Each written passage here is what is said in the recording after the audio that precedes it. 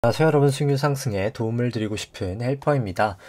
증시가 계속해서 하락을 하고 있죠. 어제는 좀 꼬리가 나면서 좀 반등이 있었지만 추세적으로는 하락을 보이고 있습니다. 다만 단기적인 좀 상승은 있지 않을까 싶은 그런 상황인데요. 좀 이따 그 부분은 얘기하도록 하고, 특히 오늘 비구이 위한 이제 달러채 또 디폴트도 있었는데 그 부분까지 해서 조금 이따 살펴보도록 하겠습니다. 일단 순서대로 오늘 진행해 보도록 하겠습니다. 오늘 같은 경우에 코스피 0.9% 정도 하락이 있었고요. 코스닥이 오늘 아무래도 2차전지 관련주가 많이 하락을 하면서 한 1.8% 하락이 있었습니다. 특히 종목별로는 2차전지 관련된 주식들이 좀 하락이 컸었고요. 일중 수급 같은 경우에는 코스피 같은 경우에는 개인이 한 3,600억 정도 매수가 있었고요. 그 다음 기관 600억 정도 매도, 외국인이 한 3,500억 정도 매도가 있었습니다. 선물 같은 경우는 외국인이 한 1,000억 정도 매수가 있었고요. 개인이 한 400억 정도 매도, 기관이 한 700억 정도 매도가 있었습니다. 그 다음 코스닥 같은 경우에는 개인이 한 1,500억 정도 매수가 있었고요. 기관이 한 370억 정도 매도, 외국인이 한 1200억 정도 매도가 있었습니다. 누적 수급 같은 경우가 아니라 일단 S&P랑 나스닥 투기적 순 포지션 같은 경우에는 일단 S&P 숏 포지션은 조금씩 계속해서 감소를 하고 있습니다. 증시가 이제 좀 빠지니까 좀 이익 실현이 나타나는 것 같고요. 나스닥은 오히려 좀 롱 포지션이 증가되고 있어요. 이제는 좀 바닥이 아닐까라고 하면서 롱 포지션이 조금 증가되고 있는 그런 모습 나타내고 있고요. 그 다음에 이제 코스피 같은 경우에 9월 선물 만기 이후로부터 수급 보시면은 약 한 2조 6천억 정도 개인 매수 중이고, 외국인은 매도 중입니다. 선물 같은 경우에도 외국인이 좀 매도 포지션 가지고 있고요. 연초에는 좀 외국인이 매수를 하다가 지금 연초부터 봤을 때 좀 매도를 많이 하고 있는 그런 상황이다. 외국인이 보실 수 있습니다. 선물도 마찬가지고요. 긴 시계를 봤을 때는 당연히 일단 개인만 사고 있는 장이다 라고 보실 수 있고, 신용잔고 추이 같은 경우에는 계속해서 감소하고 있고 급격하게 감소하는 게 좀 반대 매매의 영향이다 라고 보시면 됩니다. 결국은 더 감소해야 될 거다 라고 생각을 하고요. 그러니까 왜냐면 신용잔고 대비해서 코스피 시총은 여전히 높은 수준, 결국에는 과거까지 회귀하는 수준까지 결국 반대 매매는 계속해서 진행이 되리라, 장기적으로는 그렇게 보여지고요. 코스닥 같은 경우에도 수급은 똑같습니다. 개인 매수하고 외국인 매도하고 안 좋은 수급이죠. 장기로 봐도 그렇고 초장기로 봐도 상당히 수급 상황 좋지 않고, 코스닥도 여전히 신용잔고 급감하고 있는 모습 보실 수 있습니다. 다 반대 매매의 영향이다 라고 보시면 될 것 같고, 신용잔고 대비해서 코스닥도 여전히 너무 높은 수준을 나타내고 있습니다. 그 다음 신용잔고는 17조 8천억 정도 가량 되면서 상당히 많이 단기간 지금 감소하고 있는 모습 보이고 있습니다. 수급은 그렇고요. 그 다음에 이제 밸류에이션 쪽, 지수 쪽 살펴보면은 일드갭 같은 경우에는 여전히 낮은 수준입니다. 사실 코스피. 그래서 조심하실 필요 있고, 패드 모델로 봐도 여전히 증시는 고평가 구간에 있다라고 보여집니다. 좀 긴 시계열로 봐도 패드 모델이나 일드갭이나 코스피 다 고평가 구간이고요. 코스닥 같은 경우에는 값이 지금 잘 안 들어왔나 보네요. 이건 생략하고 다음에 보여드리도록 하고, 이게 데이터 이게 땡겨오는 게 지금 좀 이상하긴 하더라고요, 제가. 일단 S&P 같은 경우에랑 이제 코스피 같이 돼 있는 걸 봤을 때 패드 모델, 일드갭 둘 다 점점 고평가 영역이고요. 패드 모델도 계속해서 좀 고평가 영역이다라고 보여집니다. 그 다음에 이제 S&P 같은 경우에 매번 얘기를 드리지만 이 PBR이 상당히 너무나 높은 수준이다, 과거 대비해서. 물론 이제 인플레이션 때문에 ROE도 높은 편이긴 한데 그럼에도 불구하고 너무나 PBR이 좀 높아 보인다라고 보여집니다. 그 다음에 실질금리 같은 경우에는 계속해서 좀 최근에는 살짝 내려오긴 했지만 추세적으로 계속 높아지고 있죠, 사실.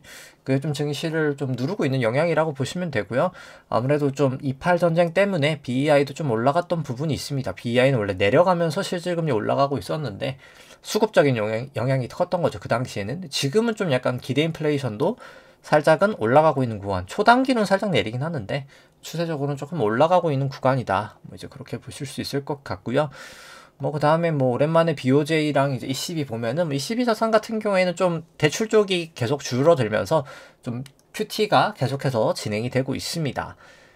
그래서 뭐 자산은 여전히 높은 수준이지만 GDP 대비해서 조금씩은 그래도 감소하고 있는 모습이고요. 유로존도 뭐 정부 부채는 조금씩 계속 감소하고 있지만 여전히 좀 부담은 있는 레벨이다 라고 보시면 될 것 같고요. 그 다음에 이제 BOJ 같은 경우에도 계속해서 증가를 하다가 최근에는 조금 줄고 있는 그런 모습을 나타내고 있다 라고 보시면 됩니다. 소비자 물가도 여전히 계속 높은 수준이 유지되고 있고요. 일본 쪽에서도 정부 부채도 그렇고 BOJ 자산도 그렇고 여기도 너무 높은 수준이기 때문에 뭐 지속될 수는 없다라고 보시면 됩니다. 뭐 일본 같은 경우에는 뭐 GDP의 거의 127%예요. 뭐 어마어마한 수준이죠. 이게 BOJ 자산이. 그래서 뭐 지속될 수는 그런 없는 상황이다라고 보시면 됩니다. 뭐 그 다음에 이제 중국 쪽 이제 비구이 위한 그 컨트리 가든이 오늘 이제 뭐 사실상 디폴트죠. 이제 채무 재조정을 하든 뭐 디폴트가 되든 뭐 어떻게 될 텐데 뭐 계속 말씀드리지만 이제 그런 사태가 나는 게 뭐 예전부터 얘기를 계속 드리고 있습니다만 이 M2 나누기 M1이 상당히 높아서 그래요. 이게 지금 뭐 2015년 제일 높았을 때 어떻게 됐었죠? 중국 증시가 급락을 합니다. 그 당시. 그러니까 뭐 이 높은 이도가 그런 거거든요. 돈은 많은데 쉽게 말해서 그러니까 중국이 지금 돈은 많은데 쓸 돈이 없다는 거를 나타내는 겁니다. 이게 높을수록 낮을수록 이제 그냥 쓸 돈도 많고 돈도 많고 라고 보시면 돼요. 이게 그러니까 사실 그 비율이거든요. 그러니까 총량에 대한 비율은 아니고 그러니까 결국 쓸 돈이 얼마나 더 많냐의 비율입니다. 이때는 쓸 돈이 많은 거고 이때는 이제 쓸 돈이 없어진 거죠. 이제 그럴 때 위기가 난다라고 보시면 되고 뭐 우리나라 같은 경우에는 뭐 2008년도가 두 번째였고 IMF 때가 가장 극심하게 돈이 없었고 매 위기 때마다 그렇게 좀 높았다라고 보시면 됩니다. 그래서 뭐 중기적으로는 제가 봤을 때 결국 좀 위기는 올 거라고 보여지고요. 뭐 미국 쪽 같은 경우에는 인플레이션이 계속 잡히고는 있습니다만 쉽게 안 잡히는 게 이 통화 승수가 높아지고 있어서 그렇습니다. 유통 속도랑 그 부분이 이제 가장 큰 부분이고요. 뭐 최근 좀 장기 금리가 올라가면서 이제 장단기 스프레드가 많이 붙고 있습니다. 이제 그 부분은 있고 일단 뭐 그 부분보다 뭐 일단 자산 계정 좀 움직인 거 보면은 일단 지급 준비금이 전주 대비해서 한 649억 달러 정도 증가하는 모습을 보였고요. 그 다음에 이제 TGA 재무부 일반 계정은 한 507억 정도 7억 달러 정도 증가가 됐습니다. RRP가 이제 808억 달러 정도 감소가 됐고요. 그 다음에 이제 총 자산은 그래서 한 189억 달러 정도 감소가 됐습니다. 뭐 그래서 자산 축소는 계속되고 있는데 뭐 속도가 지금 뭐 그렇게 빠른 수준은 아니고요. 그냥 간만에 이제 전반적인 이제 흐름을 살펴보면은 뭐 결국 이번 인플레이션이 자산을 많이 매입한 그런 부분도 있긴 합니다만 뭐 결국 수요가 증가가 돼서 그렇긴 합니다. 이제 이걸 재정 정책을 풀어서 그렇거든요. 단순하게 이제 QE만 할 때는 물가가 안 올랐는데 이제 QT로 재정 정책까지 같이 해버리니까 QT가 아니라 재정 정책까지 같이 해버리니까 이제 수요 쪽에서 좀 폭발적으로 증가가 된 거죠. 그래서 뭐 오랜만에 뭐 OECD 이제 소매 판매랑 고정자산 투자 보면은 뭐 결국 소매 판매가 이제 수요고 산업생산의 공급이라고 보면 되는데 수요고 이게 공급이라고 보면 되는데 뭐 수요 공급 강할 때 수요가 공급보다 강할 때 인플레이션이었던 70년 80년대가 있었고요. 2000년 2008년도 공급이 높으니까 당연히 위기가 왔었죠. 근데 지금은 이제 코로나 직전까지는 쭉 이렇게 동행하다가 추세선을 수요는 위로 넘어버렸고 공급은 위를 따라가지는 못하는 이제 그런 형국이 된 겁니다. 그래서 이 갭만큼이 결국 인플레이션을 계속해서 유발시킬 수 있는 그런 요인이다라고 보시면 될 것 같아요. 이제 이래서 인플레이션이 일단 발생한 겁니다. 지금도 아주 쉽게 잡히고 있지는 않고요. 소비가 줄지 않는 것도 이제 이 부분의 영향이고, 근데 이제 그렇기 때문에 소비가 되면은 뭐가 되겠죠? 소비가 되면 이제 지준이 줄겠죠. 이제 결국은 이제 돈을 많이 풀어서 지준이 줄었단 말이에요. 이게 잠시만요. 돈을 사람들이 막 쓰면서 은행에 있는 돈들을 쓰니까 지준이 이 당시에 이제 돈을 풀고 나서 이게 돈을 훅 풀죠. 근데 이제 TGA로 돈이 훅 다 들어갔다가 그러니까 국채 발행을 했다가 이 국채가 다 결국은 사용이 되잖아요. 이 재정정책으로 모은 돈을 쓰려고 사실 국채를 발행한 거잖아요. 써집니다. 그래서 다 지준으로 흘러가요, 이 돈이. 근데 이제 그 돈이 사용이 되니까 다시 지주는 줄어요. 근데 이제 뭔가는 늘어야 되겠죠. 그래서 그 돈이 이제 RRP로 증가가 됐습니다. 자산을 유지하기 위해서. 이래서 이때 기준금리를 올릴 수밖에 없던 거예요. 이 구간에 사실. 그래서 어찌되든 간에 이제 그렇게 되고 지금은 다시 TGA가 좀 늘고 있는 구간, 정부가 이제 국채 발행을 다시 하고 있는 사이클이죠. 이제 그런 상황에서 그러면은 그 다음 사이클은 뭘까요? 뭐 똑같이 흘러갈 거예요. 지준이 또 줄어들면은 RRP가 늘어야 되는데 RRP가 늘려면 또 이제 금리를 또 높여줘야 되겠죠. 지금 이제 RRP가 감소하고 있는 거는 이 자산 축소의 영향과 TGA 부분을 얘가 RRP가 지금 담당을 하고 있는데 다시 RRP가 유지를 하려면 뭐 금리가 또 올라갈 수도 있습니다. 이제 그러니까 쉽게 말해서 돈이 시중에 점점 부족한 현상이 나타날 수도 있는 거예요. 이게 이제 그렇게 될 수 있고 그 다음에 뭐 나머지 이제 얘기 같은 경우에는 뭐 대출 기준 강화된 은행 비율이 상당히 높은 수준이다. 돈이 점점 말라가고 있는 거예요. 이 QT를 하면서 물가도 높고 금리도 높고 하다 보니까 이제 이럴 때 항상 문제가 됐었고 뭐 레버리지 지표도 높은 수준이다. 내려오고 있긴 합니다만 그래서 뭐 그 부분도 문제가 될 거고 이제 결국은 또 그런 의미로 예대율도 높아지고 있는 거예요. 예금이 줄어들었으니까요. 사실 대출이 증가한 부분도 있지만 예금이 줄면서 이 예대율이 높아졌고 높을 때가 항상 골로 갔습니다. 2000년도, 2008년도. 근데 지금은 예금 자체가 줄어서 위기가 생긴다기보다는 이렇게 예금이 쭉쭉쭉쭉쭉 줄면서 대출로 가다 보면은 물가가 계속해서 높아지는 시대가 오긴 올 거예요. 제 생각에. 이제 그게 문제가 될 겁니다. 이제. 그게 이제 증시를 누르는 역할을 하는 거죠. 이 금리 자체가. 그래서 이때 증시가 떨어졌을 때랑은 또 좀 다른 상황이라고 생각하시면 됩니다. 지금의 케이스는. 그러니까 과거 이제 7, 80년도 케이스랑 좀 비슷한 상황이라고 보시면 될 것 같고요. 뭐 나머지는 뭐 그냥 설명을 생략해도 될 것 같습니다. 그래서 뭐 결국은 뭐 단기적으로 이제 증시가 막 급락을 하기 때문에 뭐 이제 장기 국채 이제 미국 쪽 뭐 특히 뭐 TLT는 우리나라 뭐 장기 국채를 사시는 분들도 많긴 하죠. 이제 그러다 또 최근 금리 올라가면서 막 많이 터지셨지만 근데 지금도 많은데 뭐 100% 틀렸다라고 말할 수는 없어요. 사실 뭐 증시가 떨어지면 안전자산으로 갈 수는 있으니까. 근데 이제 좀 더 안전하게 살려면 제가 봤을 때 여기 20을 하회하고 사시면 됩니다. 아직까지는 뭐 조금 애매해요. 사실 국채도 긴 거는 저는 좀 단기채가 더 낫다고 생각을 하고 차라리 이제 그냥 캐리를 한다면 이제 크레딧으로 차라리 넘어가는 게 낫고 너무 단기는 좀 그렇고 어차피 지금 너무 높단 말이에요. 지금 연준 총자산 대비 GDP가 어차피 QT는 진행을 돼야 되고 20 밑으로는 내려가야 될 겁니다. 장기적으로. 그래서 뭐 굳이 20 밑으로 내려갔을 때 그냥 안전하게 그때 뭐 장기채 사면은 되지 않을까. 뭐 굳이 뭐 미리 살 필요 있나 싶고요. 그 다음에 이제 뭐 M2 대비 GDP로 봐도 높고 연준 총자산 대비 GDP로 봐도 높고 뭐 굳이 뭐 이런 상황에서 먼저 뭐 대응할 필요 없고 뭐 이게 이제 그 상업은행의 자산들 비중이거든요. 뭐 대출 비중도 늘고 있고 이제 국채 MBS가 좀 줄고 있고요. 이제 현금이 좀 증가되는 부분이 있었습니다. 이제 상업은행이 지주는 줄었어요. 사실 이게 이제 그렇게 좀 흘러갔던 게 이제 중요하다라고 보시면 될 것 같고 근데 이제 현금도 결국 최근에 늘었던 거지 이게 또 줄었던 거긴 해요. 이제 좀 길게 봤을 때는 이제 그게 좀 문제가 되고 있다라고 보시면 될 것 같습니다. 그래서 좀 우리가 경험했던 이거 뭐 하우즈 막스 그분 뭐 최근에 좀 리포트라고 해야 되나? 뭐라 하죠? 아무튼 뭐 한 게 있는데 이제 기사로 나왔는데 이제 뭐 그런 거죠. 그러니까 이때 QE 했던 이 구간이 우리가 정상적인 구간이 아니었던 거예요, 사실. 그래서 향후에도 계속 이럴 거야라고 생각을 하시면 안 됩니다.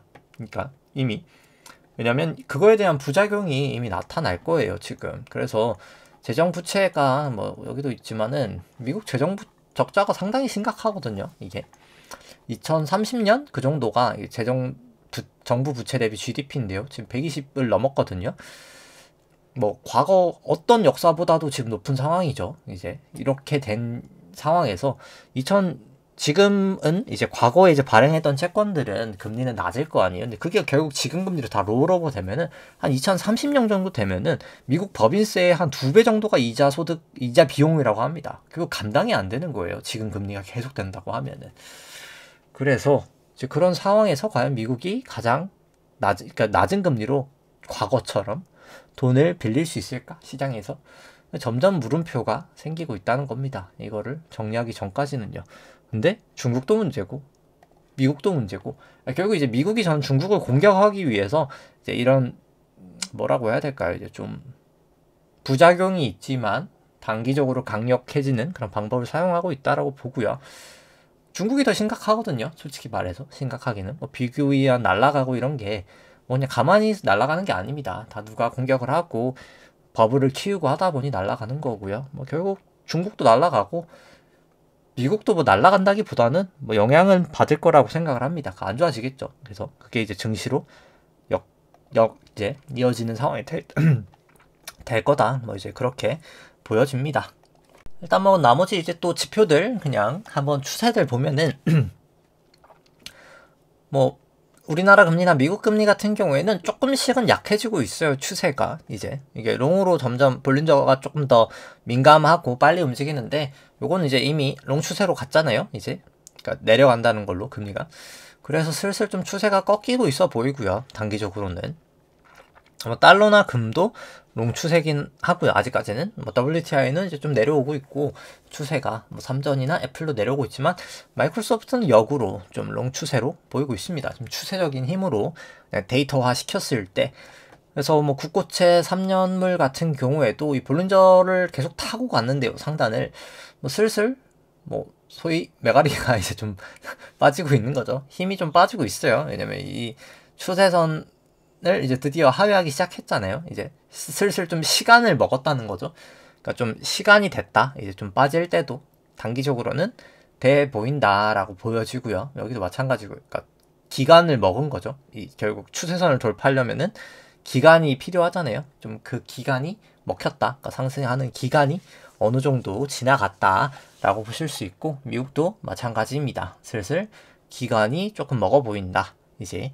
그렇게 보여지고요. 뭐 달러 원 같은 경우에도 뭐 슬슬 이제 좀 단기적으로는 한번 뺐다가 올라가도 올라가지 않을까 싶기는 한 모습이긴 한데 뭐 일단 상단을 아직까지는 타고 가고 있긴 합니다. 이제 완벽하게 타고 있진 않지만 이제 그렇게 보여지고 그 다음에 이제 뭐 금 같은 경우에도 뭐 이거는 뭐 상단을 한번 터치를 했다가 내려오고 있으니까 뭐 이것도 한번 좀 내려가지 않을까 싶긴 한데 개인적으로 내려갔다 한번 반등하지 않을까 싶고요. 그 다음에 이제 뭐 WTI 같은 경우에도 이 상단을 쳤다가 일단 좀 내려오고 있는 추세긴 합니다. 여전히.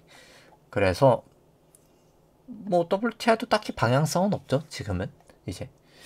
그 다음에 이제 삼전 같은 경우에는 뭐 이거 그냥 지수 볼 때 보는 게 뭐 더 나을 것 같긴 합니다. 애플이나 뭐 마소나 뭐 크게 뭐 사실 방향성이 볼린저로는 뭐 나타나지는 않아가지고요.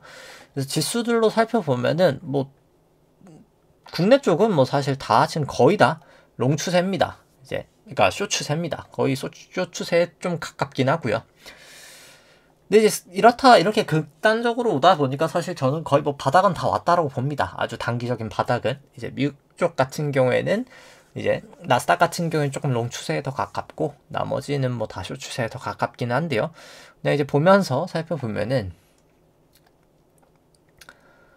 뭐 자세히 설명해보면 너무 기니까 이거는 이렇게 벌어졌다가 이렇게 모이면은 결국은 사실 좀 반등을 한다는 거거든요. 그래서 좀 반등을 하지 않을까 개인적으로 싶고 뭐 여기는 이제 모여 있을 때 이렇게 꺾이면 반등인데 뭐 슬슬 저는 좀 기술적 반등 정도는 뭐 최근에 살짝 보이긴 했지만 조금 더 보여야 하지 않나? 뭐 이제 지금 뭐 장중 빠졌다가 좀 반등하고 있습니다만 조금 더 반등할 가능성이 있지 않을까 생각은 합니다. 선물 같은 경우에도 뭐 여기 이렇게 쭉 올라갈 때까지는 좀 반등할 수 있지 않을까? 이제 그렇게 보여지고요.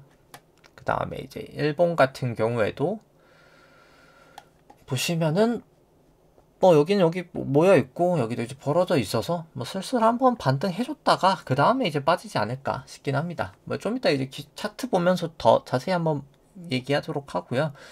S&P 같은 경우에도 여기 벌어져 있고 여기 모여 있고 해서 한번 뺐다가 오르지 않을까 싶고요. 뭐 코스피 같은 경우에도 코스피 200 같은 경우에도 뭐 120분봉으로 살펴보면은 벌어져 있고 모여 있고 해서 슬슬 RSI 뭐 30 미치기도 하고 이제 슬슬 뭐 반등할 때도 됐다라고 보여지고 뭐 코스닥 같은 경우는 더 심합니다. 이제 벌어져 있고 모여 있고 30 밑으로 내려가 있는 상황에서 뭐 굳이 이제 더 과잉으로 뭐 쇼치기에는 좀 그래 보입니다. 그래서 좀 단기적으로는 반등의 가능성이 조금 더 있지 않을까 싶긴 하고요. 근데 다만 뭐 추세적인 하락입니다. 뭐 있어도 기술적인 반등 정도라고 보여지고요. 일봉도 벌어져 있고 여기도 모여 있고 뭐 아직 200일까지는 결국 그러니까 장기로 봤을 땐 더 빠져야 된다는 거죠. 이게. 근데 이제 50일로 봤을 때는 조금 기술적 반등 정도 있지 않을까? 이제 그 정도 느낌입니다. 이제 그 다음에 이제 특히 뭐 이제 다른 거 뭐 이제 하이힐드 스프레드 같은 거나 뭐 기준선 이탈 정도는 뭐 이 정도고요. 이격도 이 정도 되고 빅스 같은 경우에 뭐 상승하다가 조금 이제 하락하고 있는 모습 추세적으로 그렇고요. 아직 ATR 변동성은 뭐 커지지는 않은 상황. 즉 그 뭐라고 해야 될까요? 아직까지 뭐 변동성이 엄청 커졌다라고 보기는 어려운 상황이에요. 그러니까 찐 하락이라고 보기는 좀 어렵고요. 지금까지는 이제 그런 상황이고 이제 하이힐드 스프레드 같은 경우는 계속해서 조금 여기가 조금 더 빠르게 벌어지고 있습니다. 하이힐드 스프레드 벌어지는 게 그래서 뭐 스프레드는 계속 벌어질 거라고 보고요. 장기적으로는 그 다음에 이제 뭐 대부분 설명을 드렸죠. 이제 여기 뭐 나머지 다 넘어가도록 하고요. 그 다음에 이제 뭐 부동산 쪽도 뭐 이제 인플레이션 감안하면 실질 미국 주택 가격 같은 경우에 여전히 너무나 높습니다. 서브프라임 때보다 높고요. 이제 미국 상업용 코어랑 이제 코어 아닌 거 합쳤을 때, 그러니까 둘 다 있는 것도 뭐 높아요, 여전히. 그러니까 많이 내려온 것처럼 보이지만 과거 이제 요때에 비하면 엄청 높은 거거든요, 사실. 그래서 좀 조심하실 필요가 있어 보이고, 다만 이제 국내는 뭐 그닥 그렇게 엄청 높은 것까지는 아닙니다. 뭐 이제 그게 PIR로 봐도 그래요, 이게. 미국 쪽하고 이제 영국 쪽은 PIR이 높거든요. 영국 좀 내려오고 있긴 하지만 여전히 높은 상황인데 국내 쪽은 PIR이 좀 많이 내려왔습니다. 이게 좀 그런 차이가 있고요. 나머지는 뭐 그냥 설명은 생략하고 그냥 뭐 보여드리도록만 하겠습니다. 뭐 그 다음에 그냥 이제 뭐 바로 차트를 보도록 하죠. 차트를 보면은 이제 뭐 국내 쪽 같은 경우도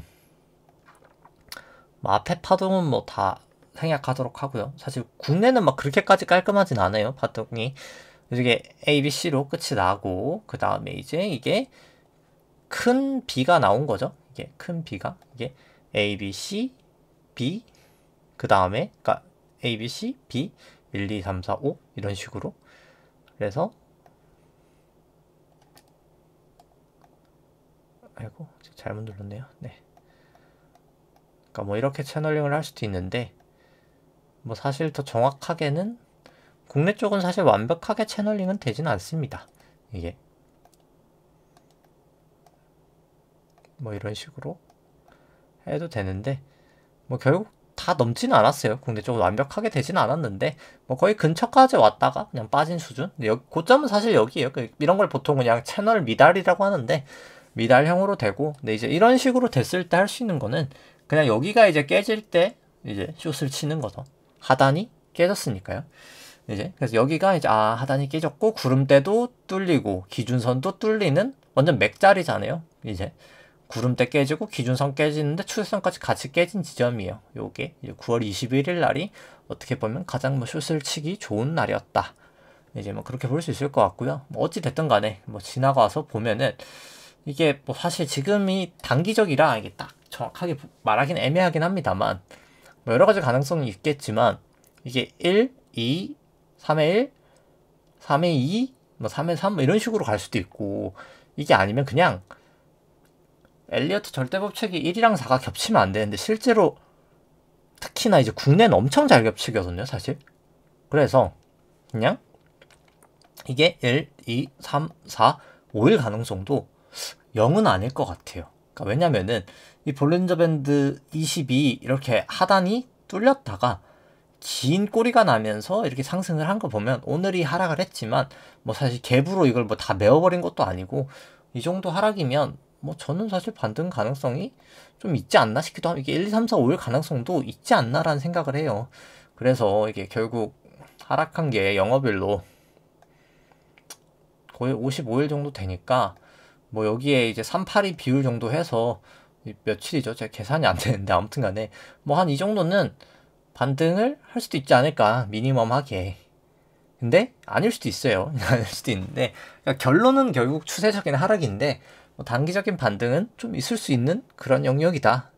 요만큼을 되돌릴지 아니면 요거 전체를 되돌릴지 아니면 요만큼을 되돌릴지 모르겠지만 일단 되돌려면 좀 있어 보이는 그런 자리다라고 보여지고요. 이게 특히나 이제 코스닥으로 봐도 그런 모습이에요. 이게 1, 2, 3, 4, 5라고 보여지기에 충분하거든요. 지금 근데 단기라서 이게 뭐 사실 100% 확답은 못 드려요. 이게 뭐 확실하게는 사실 모르겠는데 그럴 가능성이 있어 보입니다. 그래서 좀 어차피 이 기간만큼만 조심하고 결국 다시 여기 밑이 뚫리면은 뭐 그때 다시 또 하방을 노려봐도 되니까 뭐 급할 거 없이 일단 좀 기다렸다 대응해도 될 것 같고요. 여기도 똑같이 볼린저 이제 모이면서 좀 긴 꼬리 나는 모습 뭐 똑같은 모습입니다.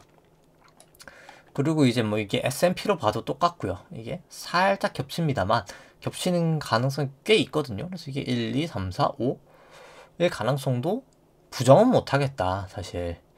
그래서 지켜는 좀 봐야 될 것 같다. 이제 좀 단기간 한번 보고 반등하는 모습 보고 아니면 좀 하락하는 모습 보고 뭐 그때 좀 대응해야 되지 않을까 싶습니다. 특히나 이제 미국 쪽 같은 경우에 이제 장기 파동을 보면은 뭐 여러 가지 가능성이 있겠지만 일단 한 가지 가능성만 오늘은 그냥 설명하죠. 이게 결국 1이고 2고 3회 3회 3회 3 3회 4 3회로 3이고 여기가 이제 트라이앵글로 4고 5까지 뭐 명확하게 나왔고요. 그 다음에 이제 A 하락하고 B 반등하고 C 하락이 이렇게 남아 있을 거라고 일단 가장 높은 확률로 이 정도라고 봅니다. 물론 이제 더 긴 사이클로 보면은 이게 A, B, C일 수도 있는데 그건 어차피 내려가면서 보면 어차피 될 문제이기 때문에 뭐 설명을 생략하도록 하고요. 특히나 이제 여기 같은 경우에는 뭐 매번 얘기를 드립니다만 조금 더 명확합니다. 뭐 하락 추세선도 이렇게 그어보면은 딱 잘 맞았었고요. 이 추세선도 이렇게 채널링을 그어보면은 딱 맞죠. 그래서 여기가 이 추세선을 닿았을 때 사실 매도했으면 됐어요. 숏 포지션을 취했으면 됐고 뭐 여기 밑으로 했을 때 롱 포지션 취하고 여기서 숏 포지션 취하고 여기 이제 추세선이 깨지는 이 부분 뭐 여기는 살짝 깨졌으니까 이 부분에서 사실 숏 포지션도 취할 수 있었다. 근데 이제 이게 1, 2, 3, 4, 5라면 조금 반등이 한 여기까지는 있을 수 있겠다. 이제 그 정도입니다. 근데 이게 요만큼을 되돌릴지 이만큼을 되돌릴지 이만큼을 되돌릴지는 아직 너무 초기 파동이어서 좀 더 봐야 되긴 합니다. 이제 그런 부분은 있고요. 뭐 그 다음에 이제 코인 쪽은 또 반등이 또 컸어요. 이게 좀 최근에 이제 살짝 다르게 가고 있는데 코인 쪽은 그래서 사실 이게 넘어가면서 조금 애매해지긴 했습니다. 이게 여기 200일에서 아예 지지를 보이면서 넘어가 버렸거든요. 그래서 요건 좀 더 지켜봐야 되지 않을까. 이게 사실 좀 모양이 코인 쪽은 지금 고점이 뚫리면서 조금 살짝 달라진 부분이 있다. 이제 그렇게 보여집니다. 그 다음에 이제 V코스피 같은 경우에는 또 살짝 내려왔어요. 이제 너무 오늘 뭐 또 급락한 건 아니었잖아요. 변동성이 좀 높아졌으니까 살짝 내려오면서 뭐 좀 단기적으로 좀 반등하면서 살짝 좀 내려왔다가 이렇게 뺐다가 가지 않을까 싶고요. 뭐 빅스 같은 경우에도 마찬가지입니다. 좀 뺐다가 오르지 않을까 싶고 뭐 필라델피아도 마찬가지입니다. 그냥 이게 1, 2, 3, 4, 5일 가능성도 있고 뭐 이게 뭐 1이고 2고 3일, 3회, 뭐 3회, 3회 어딘가일 수도 있는데 뭐가 됐든 간에 조금 더 지켜보자. 그래서 여기를 뚫리냐 마냐가 일단 지켜보는 관건이지 않나 생각을 하고요. 여기도 마찬가지로 긴 꼴이 나면서 한 번 반등해줬다가 빼지 않을까 이제. 근데 이제 뭐 제가 반등한다고 해서 이게 뭐 쭉쭉 반등하는 게 아니라 어차피 결국 고점 넘기지 못하고 빠질 것이다 라고는 봅니다. 뭐 항생도 마찬가지고요. 항생도 뭐 결국 긴 추세로는 하락인데 뭐 단기 반등 살짝 해줬다가 가지 않을까, 뭐 이제 그 정도 느낌이고요. 상해종합도 뭐 마찬가지입니다. 뭐 과열 나와서 한 번은 반등했다가 좀 빠지지 않을까 싶고요. 달러인덱스는 또 다시 이제 기준선 구름대 그러니까 기준선 전환선 좀 위로 올라와 있고, 근데 뭐 한번 이렇게 여기도 좀 뺐다가 가지 않을까 싶긴 한데, 뭐 여기도 뭐 달러원도 마찬가지고요. 기준선 위에서 잘 지지하고 있긴 한데 뭐 그냥 깨지면 바로 매도하시면 되지 않을까 생각은 들고요. 뭐 WTI 같은 경우에 구름대 걸쳐 있습니다. 구름대 깨지면 이것도 한번 매도하는 게 맞지 않을까 싶고요. 뭐 사실 이런 거 이제 기준선 그냥 깨지면 매도하는 게 맞긴 합니다. 사실 초창기에. 그 다음에 이제 뭐 금 같은 경우에는 이렇게 올라와 있는데 한번 좀 내려갔다가 올라가지 않을까 뭐 이 정도면 싶긴 한데, 뭐 사실 조정 한번 보였다 가는 게 더 맞을 것 같고요. 뭐 국고 10년물도 볼린저 이제 슬슬, 그러니까 뭐 이게 볼린저에서 이게 상대적 고점이라고 하거든요. 그러니까 이게 절대적인 고점도 여기지만 사실 상대적 고점은 여기에요. 볼린저를 넘어가 있잖아요. 그래서 이럴 때가 좀 빠질 것 같은 그런 모양새긴 합니다. 이게 볼린저를 훅 넘어가 있는 상태에서 고점이 아니기 때문에 이런 상태는 뭐 한번 빼지 않을까? 뭐 사실 이게 하락 다이버전스기도 하고 그렇거든요. 이게 추세가 내려가잖아요. 이게 강도는 상대 강도는 내려가잖아요. 그래서 좀 단기간은 또 굳고도 한 빠지지 않을까. 이제 여기도 마찬가지로 하락 다이버전스죠. RSI 보면은 이제 좀 그런 모습이라고 봅니다. 좀 뺐다가 반등 좀 보이고 그 다음에 이제 가지 않을까 싶습니다. 그래서 뭐 근데 뭐 제가 뭐 말씀을 드리고 싶은 거는 뭐 뺐다가 이제 간다고 해서 이제 뭐 여기도 뭐 2차전지도 뭐 다시 골로 갔잖아요. 골로 갔다가 뭐 이제 또 다시 희망을 줄 거라고 보거든요. 뭐 예를 들어서 뭐 가장 뭐 요즘 뭐 핫했던 게 최근이라기보다 그냥 9%가 뭐 많이 올랐었죠, 이게. 그래서 뭐 그냥 차트 보면은 뭐 사실 지금 뭐 나락으로 가 있잖아요. 지금 고점 대비해서 뭐 거의 반토막 넘게 났으니까 나락으로 가 있죠. 그래서 뭐 근데 이게 1, 2, 3, 4, 5라고 보거든요. 제가 봤을 때 지금. 그래서 반등이 또 있을 거예요. 분명히 이게 A고 이게 아마 B고, 반등을 또 아마 세게 할 거예요. 저는 봅니다. 세게 했다가 또 다시 한번 내리꽂을 거라고 봅니다. 이런 식으로. 그래서 뭐 굳이 뭐 반등 때 못 파셨다면 저는 뭐 탈출하시는 기회로 삼으면 되지 않을까. 뭐 저는 개인적으로 그렇게 생각을 하고, 뭐 반등하지 않고 그냥 쭉 빠질 수도 있긴 합니다. 이제 뭐 그건 뭐 지나가면서 봐야 되겠지만, 근데 또 이렇게 흘러가는 경우는 별로 없거든요. 한번 올렸다가 또 빠지고 이제 이런 패턴이기 때문에 좀 반등을 오히려 이제 매도하시는 그런 기회로 삼으시는 게 더 낫지 않을까 하면서 오늘 방송 여기까지 하도록 하겠습니다. 네, 좋아요와 구독 누르시면 감사하겠습니다. 이상입니다.